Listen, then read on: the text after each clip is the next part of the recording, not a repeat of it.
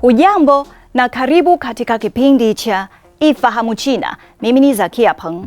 Wanawake kutoka moja ya makabila madogo zaidi nchini China wanaboresha maisha yao kupitia ufundi wa ufumaji wa dulong ambao umerithishwa kizazi hata kizazi. Utamaduni huo una nguvu sana huko Dulongjiang, mji wa ndani zaidi katika eneo la mpaka wa mkoa wa Yunnan, kusini magharibi mwa China, na maskani ya karibu watu 4,000 wa kabila la Dulong.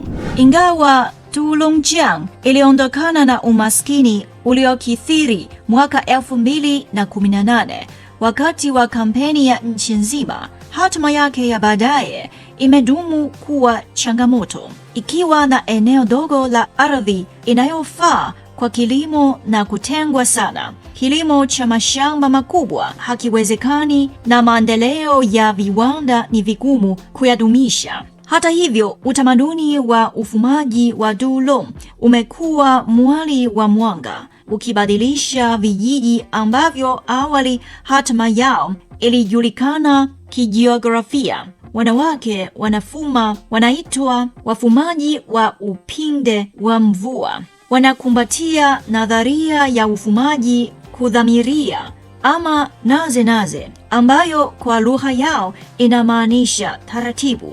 Hivi karibuni kundi la wabunifu kutoka kampuni ya mitindo ya Shanghai walitembelea nyumba ya mwanakijiji Jing Chunhua kujadili biashara. Ubia wao na wafumaji ulianza mwaka 2015 na Jing alikuwa miongoni mwa wanawake 10 kujiunga. Baada ya hapo, vitambaa vilianza kusafiri mbali zaidi ya milima, katika miji ya mbali na hata kwa wateja nje ya nchi. Moja baada ya mwingine, wanawake zaidi walichukua kitanda cha mfumi na kuanza kuboresha sanaa yao. Sasa karibu wanawake 500 wa Dulong wanafanya kazi wakiwa majumbani kwao. Kila kitambaa kilichofumwa kinawaingizia wanawake hao karibu $70. Ubunifu wao kwa upande mwingine unaipa kampuni kasi mpya katika eneo la soko. Kama matokeo ya mafanikio yao, mawazo mapya yanaota mizizi katika bonde.